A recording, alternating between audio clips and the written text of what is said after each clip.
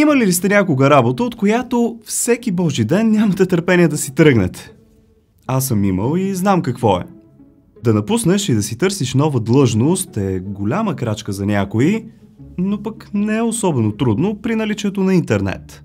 В миналото обаче да намериш добро препитание е било далеч по-сложно и хората са били принудени да заемат, меко казано, неприятни длъжности, за да изкарват прехраната си. Аз съм Слави и днес ще ви представя 10 от най-ужасните професии в историята. Ако темите, които правя, ви харесват, то абонирайте се за канала. Лесно е, безплатно е, пък и ако натиснете тази камбанка, тя ще ви известява за минимум 2 видеа всяка седмица. Промокодовете, с които ще си пестите пари от сайтовете Ozon.bg и Yardes, както винаги са изписани тук и тук. Проверявайте ги от време на време, защото се сменят. Пък ако ви се чете нещо мистериозно и загадъчно, може да си вземете някои от книгите ми, най-новото от които е 50 невероятни загадки. В нея съм описал някои наистина доста интересни тайни. Линкчета към всички тях оставам долу в описанието. Благодаря ви. Днес ви питам, на колко сте години и коя ви беше първата работа, с която сте се захващали? Пишете ми един бърз коментар долу. Дворцов прислужник за ходене по нужда. Както знаем, в миналото било обичайно за кралете и благородниците да имат прислуга, която да угажда на всичките им прищявки, дори и по-нетрадиционните. Луи XIV, например, е искал да бъде наблюдаван винаги докато се храни, а пък Хенри VIII е назначил хора, чиято единствена работа била да целуват спалното му бельо всяка сутрин. Защо? Не се знае. Безспорно обаче, предшественикът му, Хенри VII, надминава всякакви представи, като създава длъжността дворцов прислужник за ходене по нужда. Ролята на този работник била да заведе монарха под ръка до тоалетната, да провери какво се е случило там и дали всичко е наред с... сещате се, и след това да почисти. Физическата близост между двамата мъже довела до това прислужникът да се превърне в един от най-приближените хора на краля, като това включвало и доверяването на поверителна информация. С времето професията се развила до управление на кралските финанси и дори участие в определянето на националната фискална политика. Това се нарича израстване в кариерата. Момче за бичуване. По време на средновековието, европейците са смятали, че кралските особи са били назначавани от самия Бог. По тази причина, когато малкият наследник на кралството направи някоя беля, било недопустимо да бъде наказан. Кралският му статут надхвърлял този на неговия учител и вместо принца, наказанието понасяло момчето за бичуване. Затова в ранната история на Европа принцовете били отглеждани и възпитавани заедно с момче на тяхната възраст. Бичуването било често срещано наказание по това време, а да видиш приятел лошо наказан би осигурил същата мотивация на принцовете да не повтарят прегрешенията си. Според стара поговорка, която напълно важала за онова време, това било като да биеш куче пред лъв. Въпреки естеството на работа, момчето за бичуване се смятало за доста престижна професия заради близките взаимоотношения с кралските особи. Ловец на плъхове. Откакто свят светува, хората винаги са имали звено за борба с вредителите.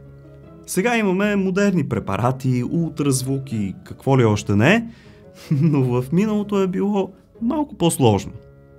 С бързата индустриализация през 19 век, градовете се превърнали в процъфтяващи центрове на мръсотия и болести.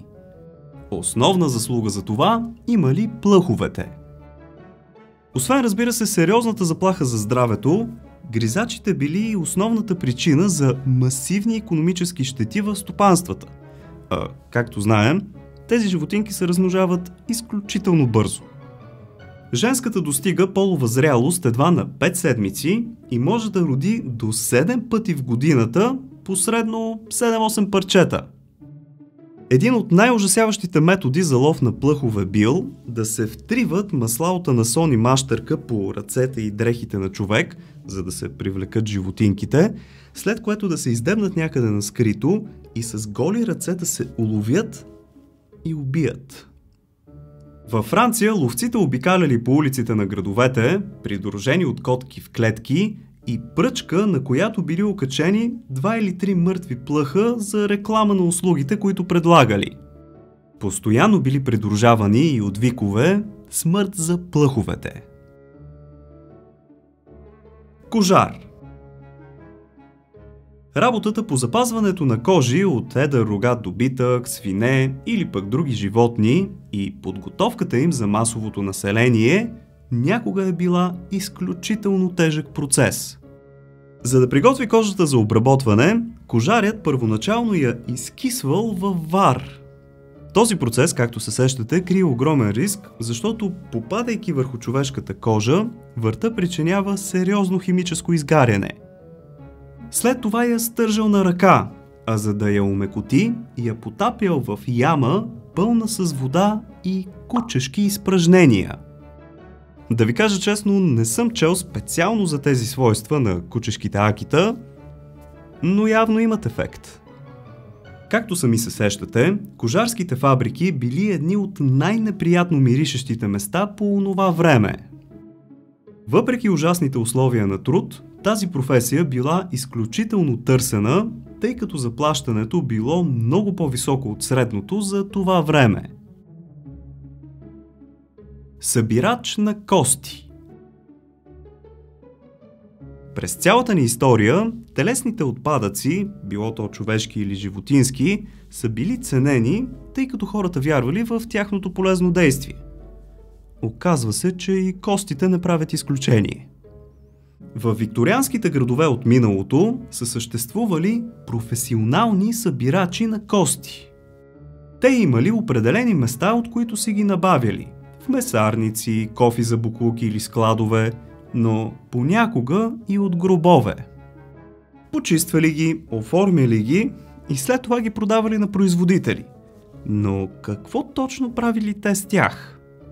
Ами, например, дръжки на четки за зъби, прах за различни видове паста и всякакви вещи за лично ползване. Костите, които артисвали, не могли да бъдат продадени, често били правени на тор или пък варени за направата на сапун. Буквално нищо от суровината не се губело. Работата отново не била лека, но пък доходоносна. Стига, разбира се, да има клиенти. Стрелец в самолет. Безспорно, една от най-рискованите професии е тази на военните, чиято работа се състои в това да защитават държавата по време на война, залагайки живота си. Най-страшно било през Втората световна война, когато се създавали оръжия в процеса на самата война и те трябвало да бъдат управлявани от хора, а не автоматични. В самолетите било най-страшно, особено в тези с картечници отдолу. Имало длъжност, за чиято цел един войник е трябвало да се побере в капсула по-малка от 1 метър в диаметър и да виси в долната част на самолета. Така се подбирали най-ниските стрелци, които трябвало да се сгънат и да се поберат в плексигласовата кутия и освен цялото неудобство, трябвало да бъдат точни с масивните картечници. Освен ултратясното пространство, те били подложени на изключително ниски температури. Войниците оставали в фетална позиция понякога с часове, а мястото било толкова тясно, че не стигало дори и за парашут в случай, че нещо се случи с самолета. Малцина оцелявали след службата си.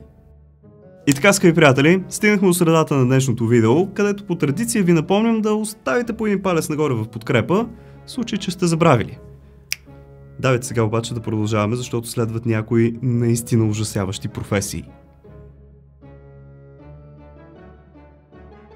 Човешко торпедо. Още по времето на Първата световна война са използвани малки подводници, които обаче не били управлявани от системи, както е сега, например, ами от хора. Те били конструирани така, че войник да яхне машината, за да я направлява. На вашите екрани виждате дизайн на италианците, който бил управляван от капитан и помощник. Когато целта била достатъчно близо, бойните глави се отделяли от тялото на подводницата и се закачали на кораба мишена. След това настройват таймера и изчезват. Както се сещате обаче, това не било особено безопасно. Германците харесали идеята и я развили в свой собствен дизайн. При него пилота стои отпред, а двигателя отзад. Но така нямало място за експлозиви и решението било второ торпедо натъпкано с такива. Така машината била закарвана в близост до мишената и торпедото освобождавано. Това било меко казано опасна работа, а над 80% от човешките торпеда, използвани от Германия, са загубили живота си при инциденти преди изобщо да се приближат до целта си. Огнехвъргачи. Оставаме за последна позиция на темата война, тъй като именно тогава са били създавани назначения, които са с шанс за оцеляване от под 50%. Повечето от вас със сигурност са играли на игри с огнехвъргачки и това е било любимото ви оръжие. Наистина то е супер ефективно срещу враговете, но и много опасно за войниците, които го използват. Бойната им екипировка, или по-скоро системата на това оръжие, се състояла от два резервоара. Единият пълен с гориво, а другият пълен с азот под налягане. Двата били закрепени един за друг и поставени на гърба на войниците, като общото тегло на тази раница възлизало на 36 кг. За военните било изключително трудно да се придвижват с толкова тежък товар, камо ли да избягат от вражески огън. Да не говорим, че самите контейнери много често се взривявали на гърба на войниците. Носители на чума. Безспорно една от най-страшните пандемии в историята на човечеството е чумата от 15 век. Проучване твърди, че почти половината от населението на Европа е загинало от коварната болест в рамките на 4 години. В Лондон смъртността била толкова висока, че хората просто измирали по домовете си и нямало кой да ги погребе. В търсене на изход и ограничаване на заразата, правителството наема така наречените носители на чума. Тяхната работа била да търсят, пренасят и погребват телата на умрелите от чума с цел труповете да не се явяват като разпространители на заразата. Самите носители на чума били изолирани от обществото и живеели в църкви. Освен очевидния риск от инфекция, тези работници също трябвало да се борят с непреодолимата миризма и ужасяващи гледки, които съпътствали работата им.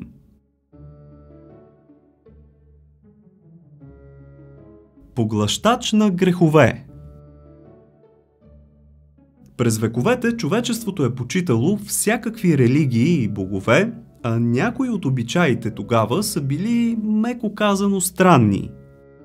В миналото, например, се вярвало, че покойникът трябва да се пречисти от земните си грехове, за да премине отвъд. За тази цел се наемал специален човек, чиято длъжност била поглъщач на грехове. Неговата работа се състоява в това да пречисти починалия, като изяде малко хляб, поставен върху гърдите на мъртвеца.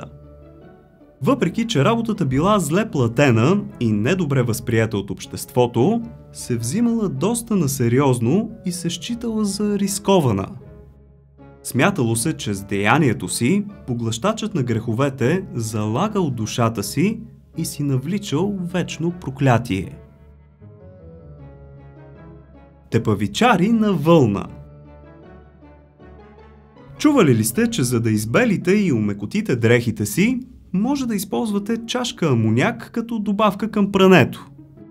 Мирише доста гадно и не го правете, но по принцип е възможно. През средновековието амонякът бил доста търсен, но за съжаление тогава химията не била толкова напреднала. В миналото се наемали специални работници, които омекотявали, сгъстявали и избелвали материята с помощта на добрата стара урина. Колкото по-застояла е, толкова по-богата е на амониеви соли и следователно свойствата й били по-добри.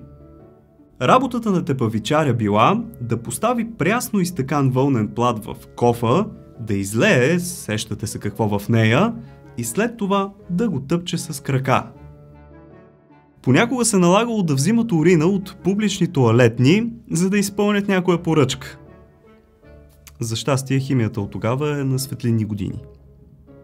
Сега искам да направим един експеримент. Бързо ми пишете долу в коментарите, ако трябваше да избирате една от изброените професии, коя би била тя? Много ще ми е интересно да прочета. Ако днешната класация ви е харесала, то не забравяйте да оставите по един палец нагоре в подкрепа и ако искате може да я споделите в социалните мрежи с приятели. Така наистина само с един-два клика ми помагате супер много, за което благодаря. Ако пък случайно искате да сте сред първите, които гледат видеята ми, когато ги публикувам, то абонирайте се за канала. Става супер лесно от кръгчето с моята снимка тук. И не оставите камбанката самотна. Тя ще ви праща известията. Имате още свободно време, което искате да прекарате, научавайки нови и готини неща ли?